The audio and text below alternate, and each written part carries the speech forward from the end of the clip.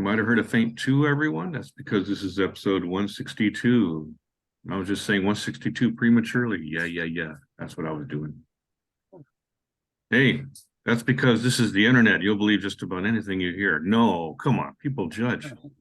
And that's exactly what I do, because my ability to go to bars and small clubs has been reduced over these past few years because of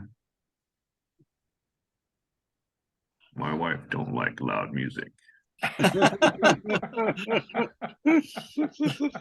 Yeah, so I got to find a way around that. But in the meanwhile, I do what all those shut-ins do. I go to YouTube and let the algorithm do its stuff. And wow, I've learned a lot. A lot of good things. And I bypassed a lot of not so good things. Seriously. This week has been a good week.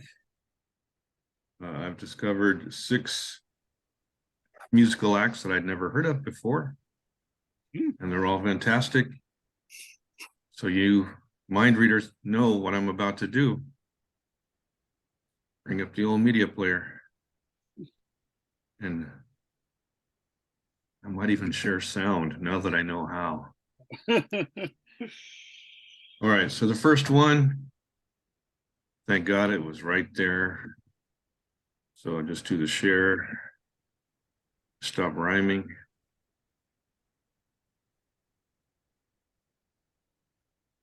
It's Visitor 2035. Ever heard of them? Nope. Of course not. They only made one album, 1978. And if I look at my notes, they're a lot like a band you might have heard of, Brand X. Okay. Yeah. Maybe you've heard of Brand X. That's jazz fusion, a little prog rock leaning, because Brand X had Phil Collins on drums.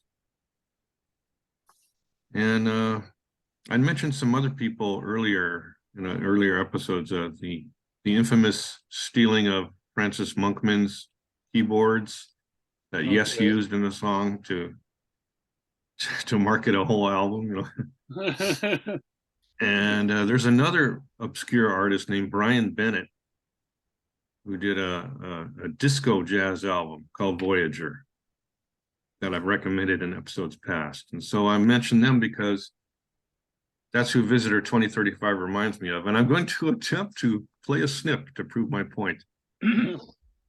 All right.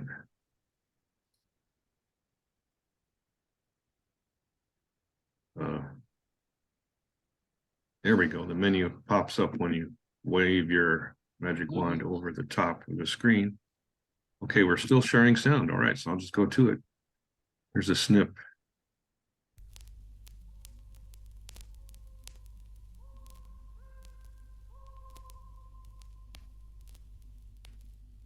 Nothing yet, huh?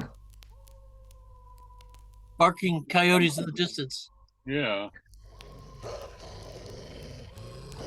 Router.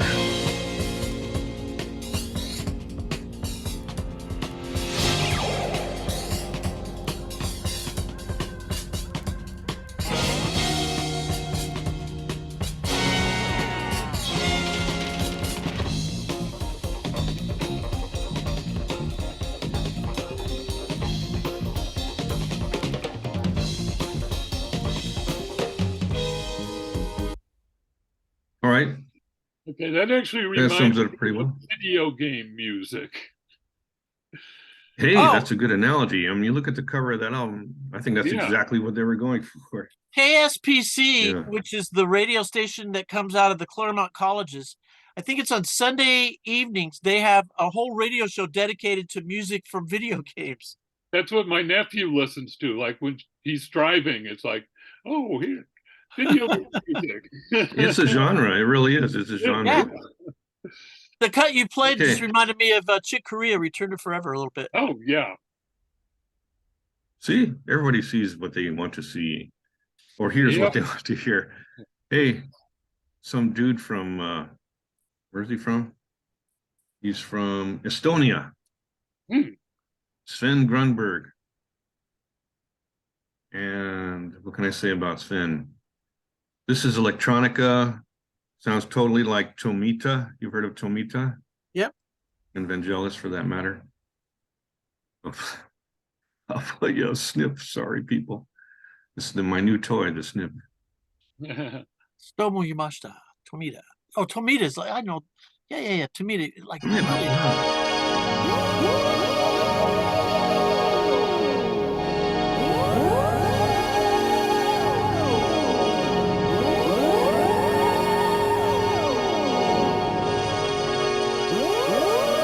welcome to outer space. That is like Tomita. Told you. Yep. And, helps to look at these record covers. They're clues to the music inside. Isn't that always true? There you go. All right, steamrolling along. Oh, here's one I really like. Oh, by the way, Ohm is even better than Hingis. Hingis it's all space. All of it's all space. But Ohm is more diversified. Each of the 4 tracks is very different from each other and really good. So I'd recommend Ohm. But Hingis is good too. Okay. Heading over to the T's, not too far away. Teddy Lasry. Ever heard of Teddy Lasry? Nope. Of course not, right? It's the good old algorithm. And Teddy Lasry is from France. And his album time frame is 1976 to 1979. And this is more of that video game music, also known as mellow, jazzy, proggy, spacey, all in one. Okay. Snip time.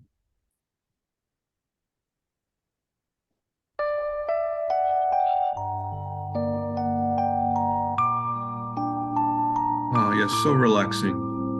Yeah.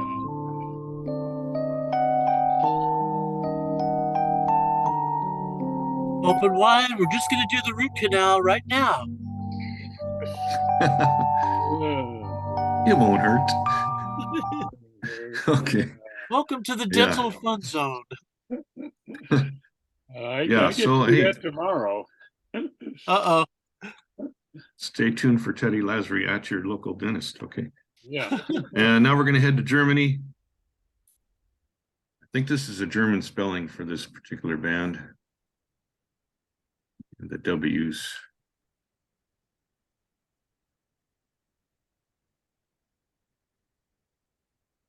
Werwolf. How's that spelling, huh? And what can I say about Werewolf? They only have one album, 1982. And to me, if you follow Find Music on Facebook, the Find Music group on Facebook, I post some of my finds when I find them. And for this particular act, I said, what would happen if Grace Slick sang lead for Renaissance? Ah. Okay, let's see if it's true. It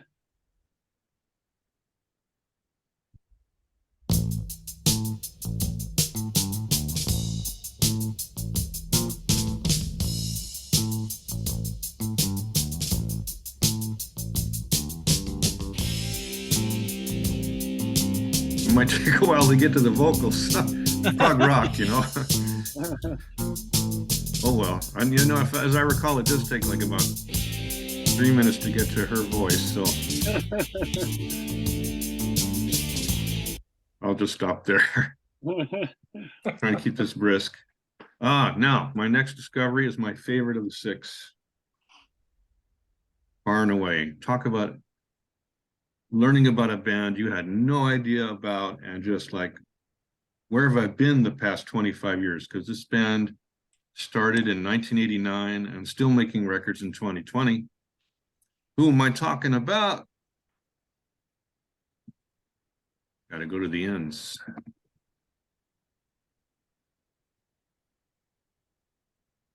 Those ends are up there somewhere. Okay. I'm talking about the NECKS. Oh, there you go. Have you heard of the NECKS? I think No, they're attached to the shoulders, aren't they? Related to the shoulders somehow? well, in their music, I'll say that this music is, well, their tag is avant-garde jazz. Oh, Okay. Yeah. But for me, they remind me of the Bad Plus. I don't know if you've ever heard of the Bad Plus. Nope. Another fantastic avant-garde jazz band that I haven't done an episode about them. I should, because I remember hearing them. I went to a poetry reading in Atwater Village, small little shop, and they were just playing for ambience. They were playing the Bad Plus, and I'm like, oh my God, this is so good. Who is this? And I asked the proprietor, it's the Bad Plus. So that's how I got introduced to the Bad Plus. And then also they have a mellow side, which I enjoy, where they sound something like Brian Eno and Harold Budd, if you know about them. So it's something like, I'm going to pick my favorite. I bought like 6 of their albums. The first one's called Sex. That was the one I was introduced to. I was introduced to Sex on YouTube. And it's one song. That's kind of sad, minutes. Don. I'm sorry, man. That one song, 50, at least it lasts a long time, 56 minutes. And I guess I could play that. That was my intro, but I like even more Aquatic, which I think is the third album by the NECKS. Each album is a different vibe. They really truly are avant-garde. They're going for different sounds. So I'm going to play from Aquatic. If you're going to find out about Sex, do it yourself on YouTube. Aquatic.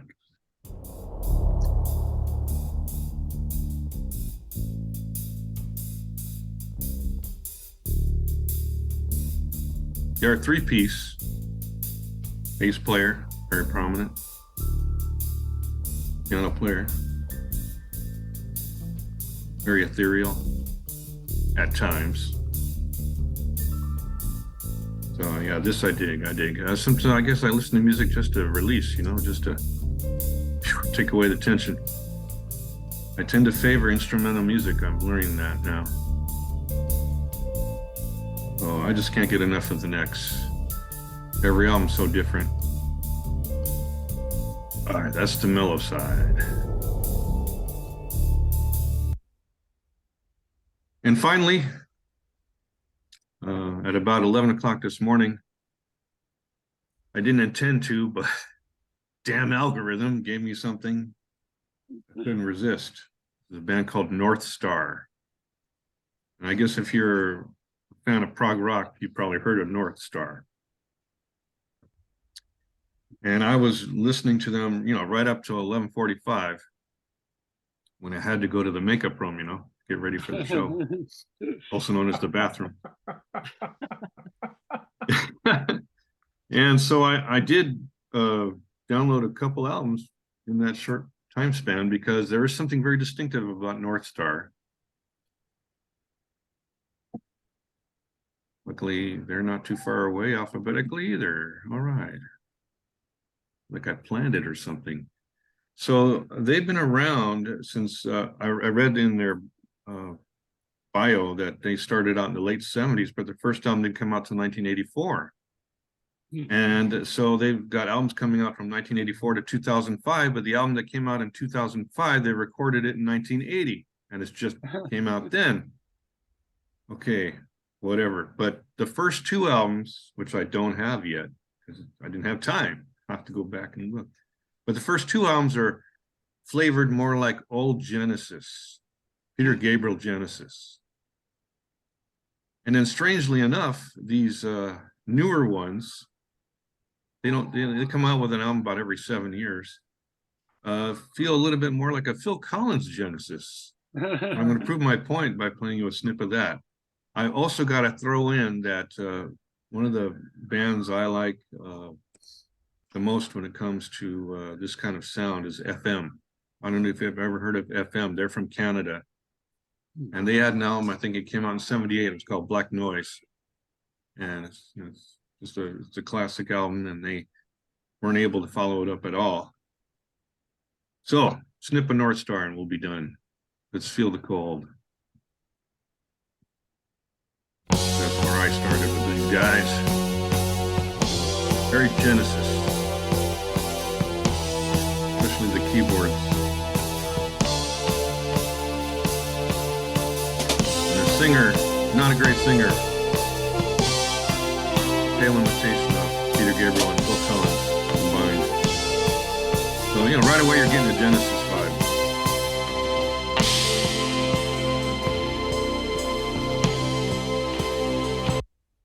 The Genesis in particular, after after Peter Gabriel left, they got more ethereal.